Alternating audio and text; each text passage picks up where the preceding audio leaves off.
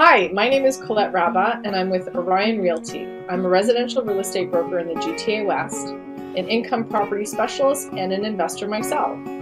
The reason why Araceli and I like to do this show is because we're both investors and we love to give great information to viewers and listeners just like you. Welcome everyone. This is Araceli, Transition Wealth Advisor and Real Estate Investor in the US and Canada. Today in this chat with Colette and with a special guest, we have something that we're going to talk about. And this is all the options that you have instead of selling the marital home when you're separating or getting divorced. Colette, can you introduce yourself and introduce our guest? Of course. Hi, everybody. My name is Colette Rabba. I am a real estate broker in the GTA. I like to work West End, which is anywhere from Etobicoke, Mississauga, Brampton, Burlington, Oakville, and anything in between. So I love helping people buy and sell their homes. And funny enough, this subject has to do with not selling your home. And that is also something that I do. And that's, I don't want to say I'm a bad salesperson, but I help you decide if you're going through separation, whether or not you can keep your home. It's not all about selling to me. It's about keeping you happy, keeping a happy home, keeping the kids safe, keeping them in the area if you need to. And that's why we have Marian, who's our guest today. And she is I don't want to say divorce, but a separation mediator, or even a family mediator. You do other mediations, is that right? Yes. So yes. I'll let her take over and she'll give you a little bit of a synopsis of what she does specifically. So welcome, Marian. Thank you. Thanks for having me. Yeah. So my name's Marian Grande, and I'm an accredited family mediator and divorce coach. I do in-person mediation as well as virtually. I cover all the provinces of Canada with the exception of Quebec. And so what I do is I help my clients get through their separation and divorce without court involvement, basically. Which is awesome. That's great. So today we're talking about how to not sell the family home, because that's something that people are, thinking, oh, the first thing that we have to do is to split the assets and sell the house. Well, the house is usually the biggest asset that you accumulate in a home, and especially right now in the GTA, that the homes have appreciated so much that most people will go back and look at their house and what it is value at today, and they will see that is the biggest asset that they have. However, when a separation happens, the first thing that they go to is probably to a realtor and say, oh, I want to sell my house. But tell me, Colette, from your point of view, what do you do? How do you do the analysis to see if it's best to sell? I know that you said you're a bad salesperson, but I think you are a great real estate broker, because it's about keeping the real estate and Right. continuing that safety for the family. So tell me, how do you work with people? Thank you. Yeah, I shouldn't say that.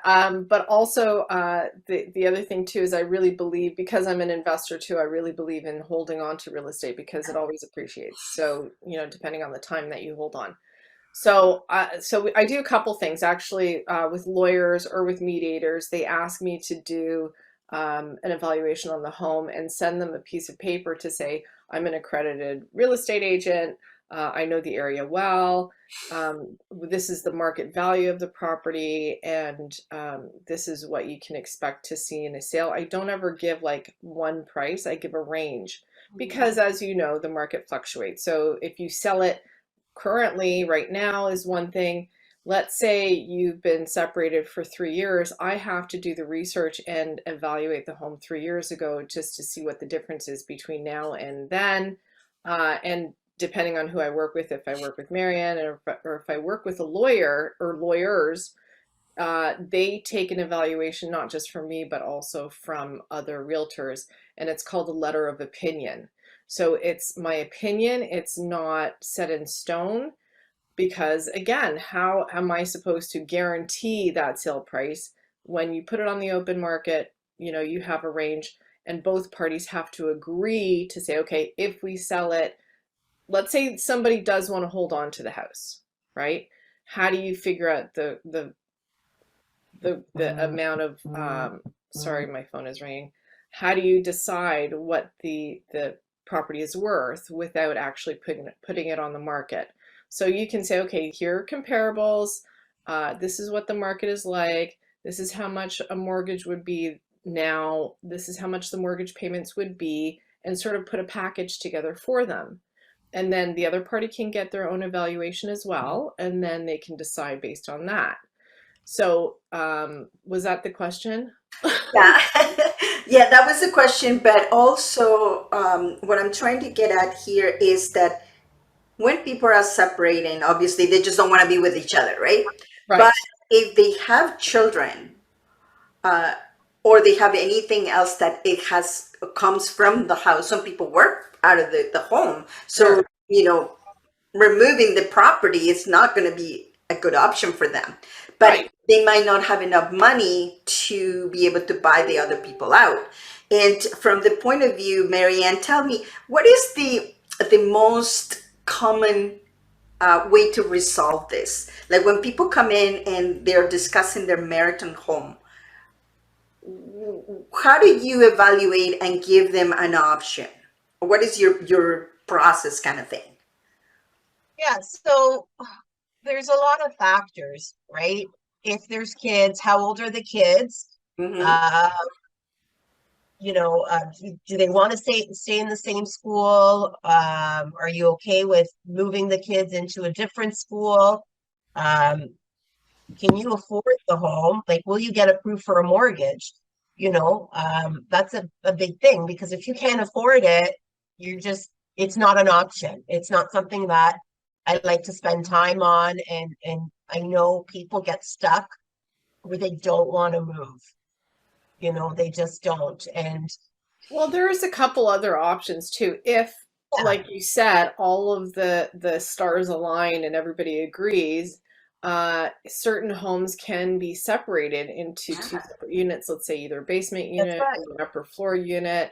There can also be a tenant that comes in, and that way they will help with the mortgage. So there are a few different options. So it's really very, I think Marianne and I are both, well, all three of us are agreeing that there are options, but you have to, if you don't know what's possible, if you don't know what the market rents are, that's what I can also help you with, to say, hey, listen, you can rent your basement for $2,000. Your mortgage is, 1,800.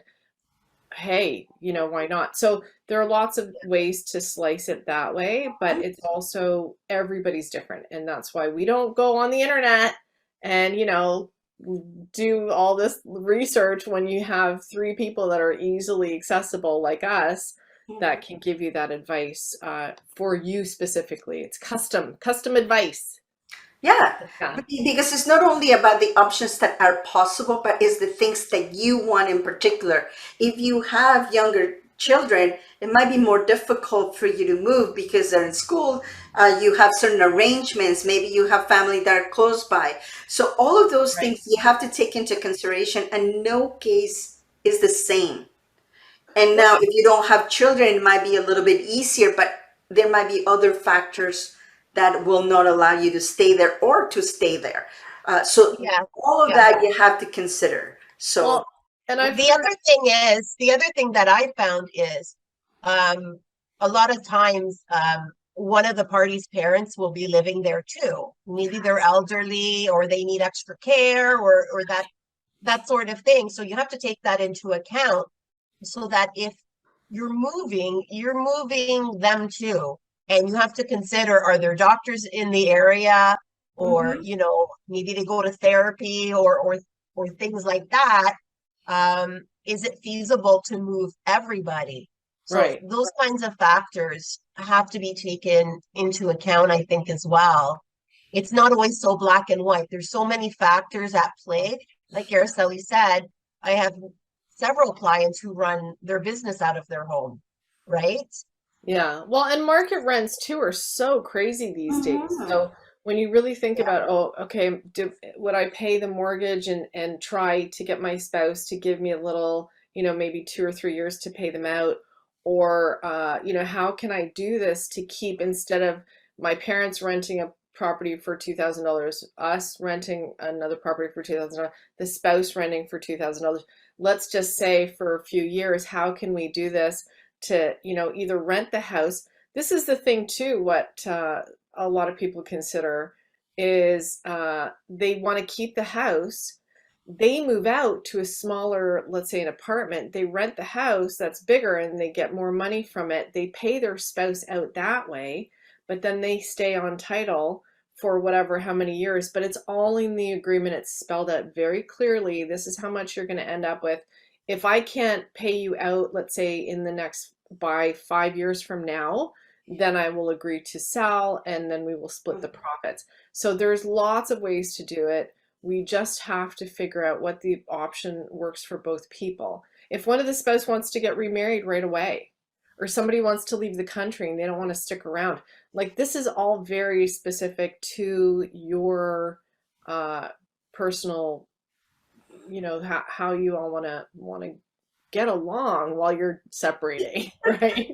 So it's very custom. So that's what we're saying. Look at all the options. Be creative about it. If you can both be amicable about it, why not? Yeah, and I think that is the most difficult part that I've seen in certain circumstances, Yeah. that people are fighting for things that are so silly, and really, like, what you wanted to stop and think that if you, for example, go to Marian, that it's mediation that works with the two of you, it's way cheaper than go to a lawyer and fight, because every time that you go through the lawyer, you have to pay them. Right. You come back and you still don't agree, and you have to go back and forth. So basically, you have to think about your future as well, depending on how old you are, what kind of money you hope to get from the home or any other assets that you have. How much money do you want to give away, and not to the other person, but it's to a lawyer, to the government, to why? So Right. try to come back, and I know it's easier said than done, but if you are more into a logical situation and think a little bit about your future, and if you have children as well, it's better to do it through mediation than going through a big fight through a lawyer. That is my opinion. But of course, as I said, easier said than done. But if it's that at all times possible, try to do it that way. Much, much easier. And you And have the to other thing you consider. want to remember is, sorry, Colette. No, it's okay. The other thing you want to remember is a lawyer is trained in a very adversarial way. They're trained for court. They're trained to fight on your behalf. A mediator is not trained that way. We're trained from more of a resolution. Let's try and resolve it. What are our options? Let's think outside the box. Let's put all our options on the table and find the best one for everybody. So it's two totally different approaches. If you're retaining a lawyer, that lawyer will be pushing for court. That's just the way it is. Mhm. Even the most docile lawyer has been trained to be adversarial, has been trained, like I always hear this term, let's lawyer up. Right off that, like that's very adversarial. You're spending so much money to fight, and people don't realize, but if you're going to trial, you should expect to spend over $60,000 per person, and that's on the low end. Yeah. Yeah. What I was gonna say was something like when you consider not just, everybody going off their separate ways and having to, possibly buy something else or to rent something else, when you really calculate it all, and if you've lived in your house for even 5 years, I can almost guarantee you that your mortgage is going to be way less than what you're going to be paying in any rent, not even for the same size place. Plus, it's very difficult to find rentals right now. The market's kind of very, very like there isn't a lot on the market. Staying in the area, like you said, is very difficult sometimes. So really think about what that's worth for your children to stay in the same school district, to keep the same friends, all of that stuff. It's not about money. It's about being emotionally safe and feeling like the kids have not, like you've not ruined their world or made this huge change. It's not about them suffering. Yeah. That's the key for me, is always about watching the kids. And I'm sure as a mediator too, that's something that's the biggest consideration, is making sure the kids, whatever their age is, that they are comfortable and they are, not crazy things will change. So from my own perspective, that's my own, sometimes I know it can't happen, but I realize with my own children, if I could keep them as similar to what their life was Yeah. like before, and keep them in the same school, keep them even in the same home, Yeah. all that stuff. I know it's me, it's me and their dad, and they're together, but ultimately to not make things even more complicated for them is a huge consideration. Yeah. So that is exactly what it is, Colette, is keeping as consistent as you can for yourself, for your own sanity. Because Right. if you are working and you have to take care of children, and now you're moving, and now you are far away from work, now your children have to be moved to another school. It's too many moving parts. So the least amount of changes that you can make is the best, in my opinion. But if it's necessary, so tell me, Marian, what happens if, when somebody said, absolutely, we cannot keep the home, we need to sell it? So how do you deal with that? Yeah, so we would get an opinion from a realtor, just as Colette was saying, basically, and hopefully they agree on what they're going to list at. If not, sometimes we'll get opinions from a couple different realtors, right? And we try and negotiate what that's going to look like, what the sale price is going to look like. So we would put that into an agreement. We would also put a clause in the agreement that, how do I say this? It gets a little bit touchy with what the amount you'll accept as a sale price is.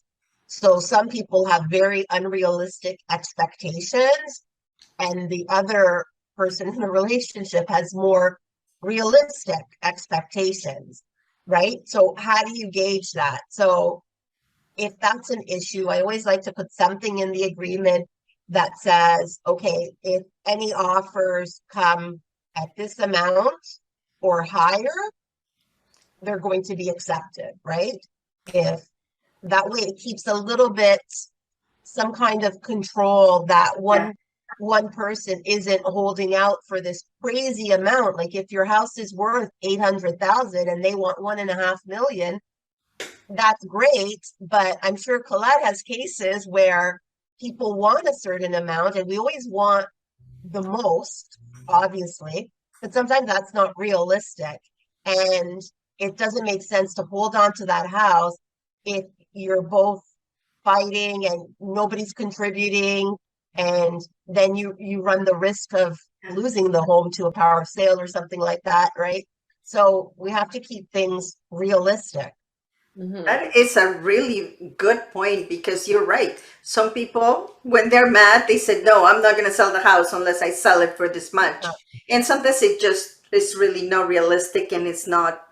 Well, and markets drop too. So, like I was Yeah. saying, when you say market valuation, that's fine. I can give you that all day long. But if markets are going to fluctuate just the way they have this year, even just in the last month or so, this is something that we can't guarantee you're going to have a sale of this much, but we can guarantee it'll sell. But it depends on the price. Exactly. Right? Yeah, so obviously that's the thing. And you know what, the other thing too, which is a little bit of a secret, which I don't like to say out loud, but even if you put it on the market and you do get offers, it doesn't mean you have to accept it. So let's say you put your house up for $1 million and you get somebody offering 900. Obviously you can say no to that. So because it's both parties signing, if you're both on title, you both have to make an agreement to say yes or no. So I hate to say that out loud, but obviously you don't have to sell it unless it has to be sold because we need to separate. So that's where I find things get a little bit tricky. I have been on a side, one sale where, and it was just a single person selling. and she decided to not accept any offers because she changed her mind. So I think that happens. I want to say the statistic is about 3% of the time that does happen. Someone puts the house up for sale, but guess what? There's always another house. So if you're on the buying end of that, don't worry. If somebody decides to not accept your offer, there's going to be something else. Well, that is a really good. Well, thank you, Marianne, for being here. I think this is very, very helpful.